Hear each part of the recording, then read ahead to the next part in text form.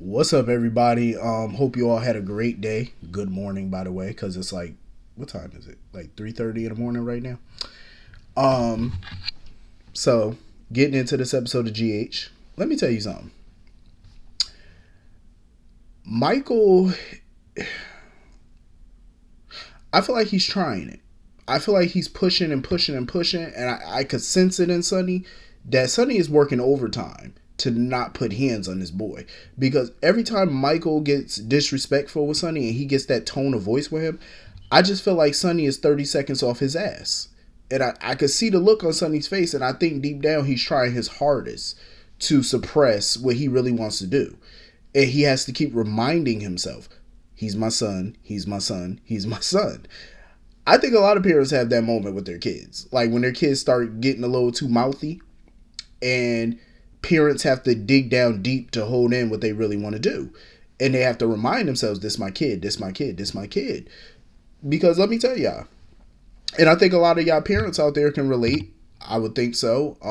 If your kid ever got too mouthy, you had to suppress that because you get to that point where it's like, okay, you're being very disrespectful. I can, that's where you got to kind of, shut them down and be like, listen, I could treat you like my daughter or my son, or I can treat you like a grown man or a grown woman on the street. That might fly over some people's head, if you know what I'm saying. I could treat you like my child, or I could treat you like a stranger, or a person on the street. Meaning, I beat your ass, like you were not my child. Like I would literally go Mike Tyson on your ass. Like that's pretty much what it is. I think a lot of people can relate to that. I mean, I've had that moment with my mother. Where I was, back in the day, you get a little too mouthy. And it comes out. Cause I've seen my mother like reach her maximum anger, and that's something you don't want to see. It ain't pretty. But even Sonny had to tell Michael. He was like, "Listen, watch your step." He said, "Be careful what you say to me next," because you can see Sonny has that temper, and he's trying to make sure that he keeps it down. But Michael is just pushing it. And I feel like Michael is being overly ridiculous at this point because he keeps accusing Sonny and Nina of purposely running into Willow and Wiley. Dude, you don't own the park. It's a public park. Y'all live in the same town. Did you think that Wiley wasn't going to run into his grandparents? It's bound to happen when you live in the same town. Like, if Michael really don't want Nina or Sonny around his child or his family, how about, here's a noble idea. How about you pack your shit and you move out of Port Charles then? If you really don't want them around you, because obviously they're not moving anywhere, so why don't you go?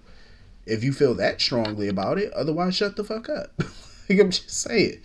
I'm getting tired of his bitchy attitude. It's just annoying at this point. And as much as I don't like Nina like that, like I have my days where, I can defend her, and then I have my days where, I gotta bash her a little bit because she be acting nutty. But I agreed with her. I just feel like Michael sounds like a broken record, and that's pretty much what Nina told him because she's fed up with it at this point. Because all Michael keeps talking about is, oh, Sonny abandoned the family. Oh, he broke the family up, and this, that, and the third. That's all he keeps bitching about. And at some point, you get tired of the bitching. And I think Nina and Sonny are at that point with him. Like, they let him say whatever he wanted for months. And now they're at that point where it's, all right, we done heard this same little record for the last 7, 8, 9, 10 months, whatever, however long. We done heard this shit, okay? We done heard the original version of this song. We done heard the remix of this song. We done heard the deluxe version of this song. Bitch, play a new song at this point because they're tired. I'm tired. I know, I'm pretty sure y'all tired. We're tired of hearing it. You broke up the family. He's worse than a goddamn kid.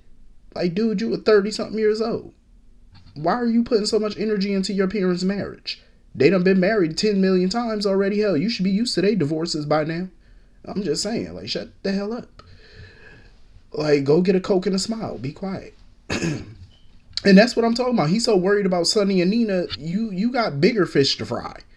Look what the hell going on with Willow that you took so long. You just now realizing what's going on or wanting answers. You should have been wanting that, dummy. But Nina kind of irritated me though because she was being messy as shit. And on one hand, I couldn't blame her, but on the other hand, I'm like, don't try to, throw rocks and hide your hand. I felt like that's what Nina was doing. She was trying to throw that rock and try to hide her hand like, oh, it was an accident. No, you knew what the fuck you was doing. She knew exactly what she was doing because she blurred out about Willow and infidelity and stuff like that about what's going on between Willow and TJ. And Michael wasn't believing her. And Sonny was, he was like, listen, I was here too and I saw them together. They embraced and, they looked cozy. And Michael wasn't buying it. He was like, basically telling Sonny how Nina is poison and stuff like that. And Nina was like, well, shit, you don't believe that Willow would cheat on you? Hello, she cheated on Chase with you. So what makes you think she wouldn't cheat on you? Even though that's not the case. And Nina knew she was being messy because Nina doesn't have all the facts. All you see is her and TJ embracing or they're together. That's all you see. You never seen them holding hands. You never seen them kissing. There was no evidence of an affair. None whatsoever to me. Friends hug all the damn time, especially when they're in distress. There's nothing, odd about that. Like, if I seen my friend's girl hugging another dude, and I know for a fact that that's her friend, I really wouldn't think anything of it, to be quite honest with you. Because if that's all I saw, why would I just take that and run with it and tell my friend, even though these two are not friends, but, hypothetically, I tell my friend, hey, I seen your girl hugging her, her bestie or whatever. They look cozy. I'm not going to bring that shit to him because that's the only piece of evidence you have. If that's it, you better fucking call the lady from Murder, She Wrote. May God rest her soul.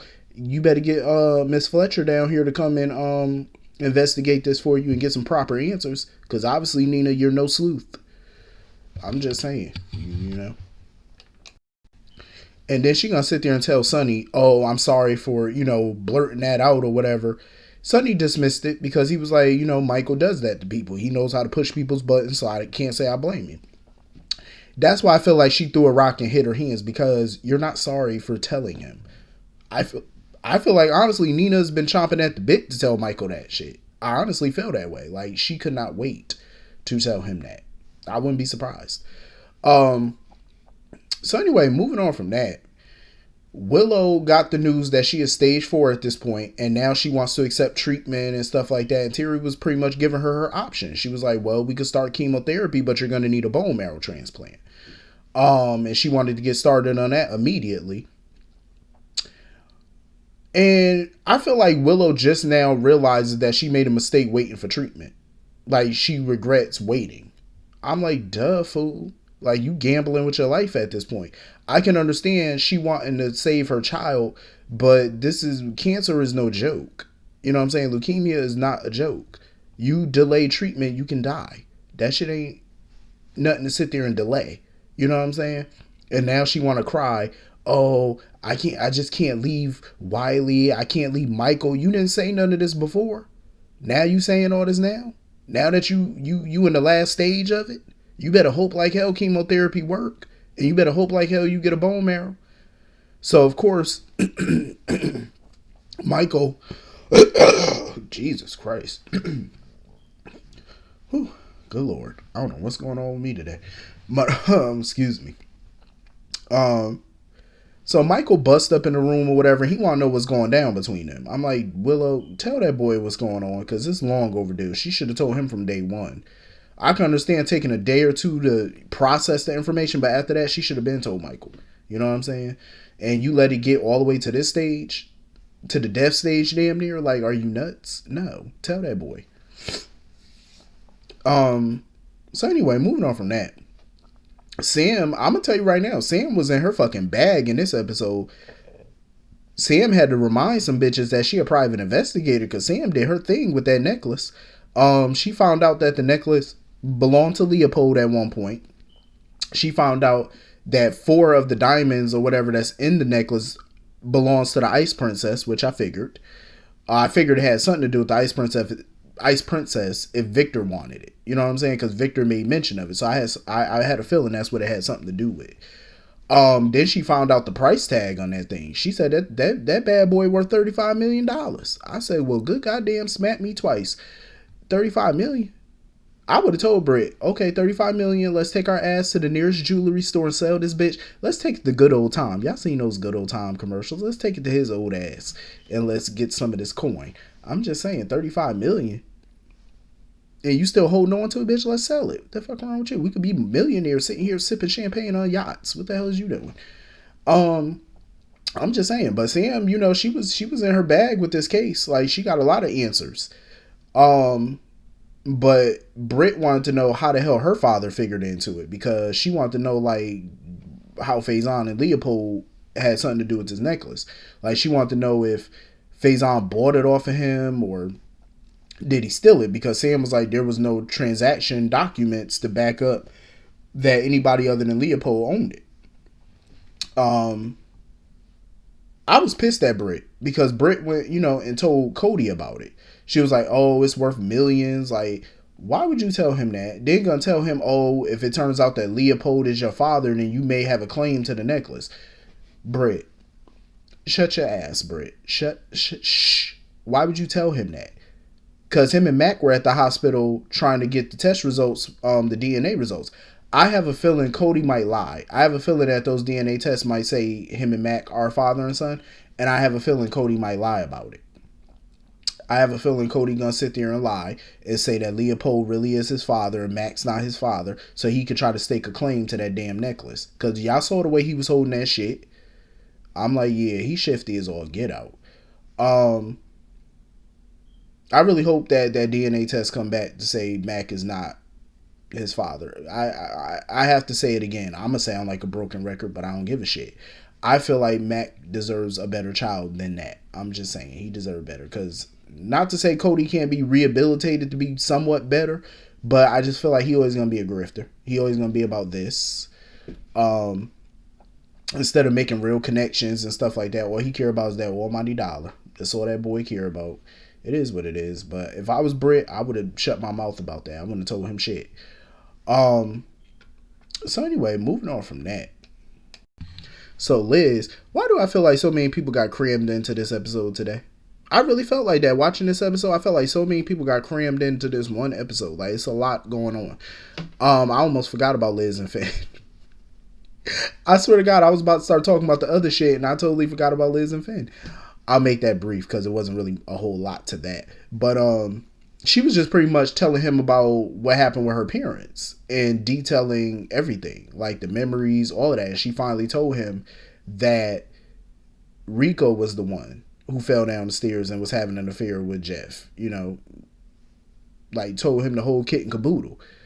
And I wonder how Finn is going to respond to this. You know what I'm saying? Because she was worried about telling him because she figured that he wouldn't want nothing to do with Liz if he found all this out. I don't know. I feel like I can't say what Finn's reaction is going to be. Like, if he's going to be upset or want space from Elizabeth, I can't say that for sure. But from what I've seen of him over the years, since he's been on here, I just feel like I feel like he might not hold Elizabeth to it. I don't think he would blame her because she was a teenager at the time. She was only 15. Like, how could you blame her? You know what I'm saying? I do feel like he's going to have an issue with her daddy. And I can't say I blame him, because if I was him, I'd hop on a plane right now or drive to Monterey or wherever and beat little Jeff Webber little ass. You know what I'm saying? Kick him in his little pickleball so that way we ain't got to worry about no more affairs. Because that man is the king of affairs. I'm just saying. Like, you need to keep your little pickleball in your pants, sir. I don't really care for the storyline per se, but I do feel like Becky Hurst is killing it as usual. Only reason I don't care for this storyline because I feel like this is such a huge storyline for the Elizabeth character to bridge the gap between her and her parents. And a part of me feels like they're going to make this about Finn. And that's what I don't want. You know what I'm saying? Because this is Liz's story and I hate when they make it about a man. Remember when Liz rapist came back to town? He had got out. That was a huge storyline for Elizabeth. And they made that shit about Franco. I was pissed about that. I'm like, stop making her storylines about these men that she with. Make them about her. That's what she deserved. I mean, shit, how you got somebody on the show for 25 plus years and you keep making it about some raggedy men? No, make that shit about her and her journey. You know what I'm saying? Like, no. Same way Carly had to come to Jesus moment when she was in Florida, and I feel like they made that shit about Drew. No. Mm-mm. Stop making that shit about the men in their life. Make it about them. That's their past traumas and all that should be about them, not the dude that they're dating. I'm just saying. You know, I'm just being as honest as I can be. So anyway, moving on from that. Laura is back.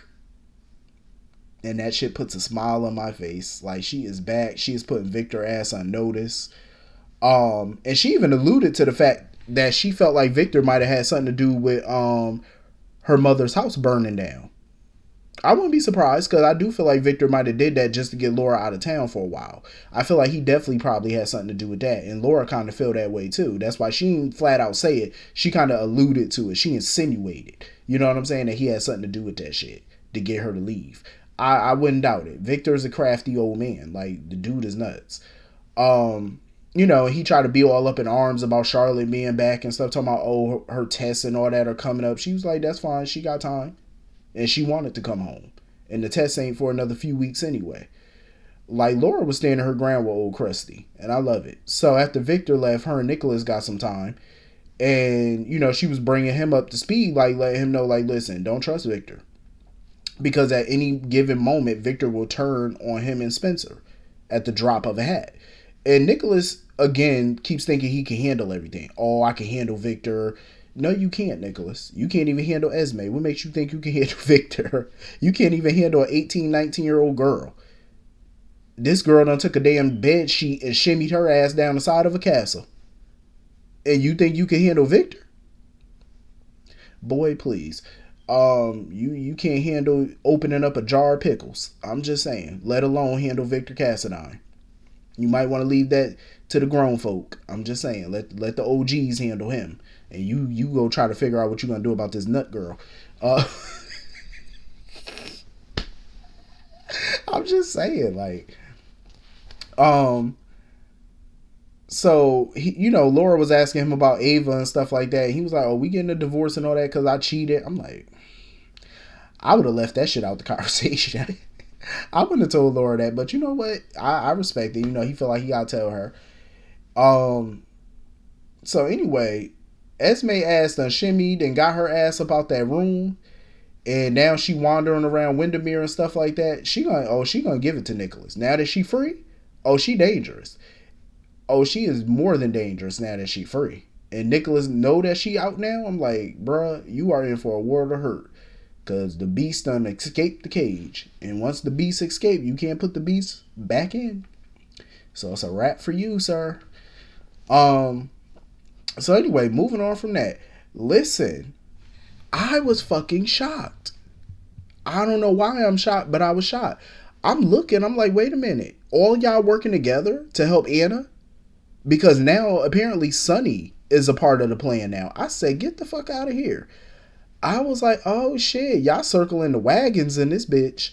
Like, you got Valentine working with, oh my goodness, Sonny? I was shocked. I said, yo, they are really forming a plan to get her about this shit. Finn and Valentine and Sonny all working together. That's a hell of a combination. You know, Valentine ain't had that much faith in Sonny's people. He was like, you know, we good on my end, but I don't trust Sonny people. You know, they might fuck this up. So the plan pretty much was for Finn to have some phony excuse for Anna to come to the hospital before she gets transferred to Pentonville. And Valentine was going to have a car waiting for her. Sonny's people were going to be the driver. One of Sonny's men was going to be a driver. And they were going to take her to a rest stop where Valentine was supposed to be waiting with a car. And Anna was just going to have to go on a run. That's a good ass plan. And it was working too. Until they got to the fucking garage. Heather Weber. So apparently Dex is the one driving the van. And Heather Weber is going to be a passenger in the van when Anna was supposed to be the only one. But Anna, her guard popped up talking about, oh, we got another one coming. No, y'all going to fucking wait for another van because she ain't none to be in that van. It's supposed to just be Anna. So he had to take Heather and her guard. So they driving or whatever, and the guard noticed that Dex passed Pentonville and wondered why. So Dex was like, oh, because I want to drop Heather off first. And that's when the guards started getting suspicious and stuff like that. And they start tussling. He pull out his gun, a shot ring out. They start fucking tussling. And now the fucking van done went off the damn road. I said, good Lord. That damn. Leave it up to Heather Weber to fuck up a good escape plan. And you know Heather probably gonna be giddy, because now this is her excuse to get the fuck out that van and go on the run. Because you know Heather not gonna sit her ass up in that van. She gonna regain consciousness. If she unconscious in that van, she gonna wake up real quick to get the fuck on. Because Heather, nope, Heather, she is gonna roam Port Charles. I already know it. So anyway, that was pretty much the whole episode. Hit the comment section, let me know what you all thought, and I will see you all later. Have a good night / good morning. Peace.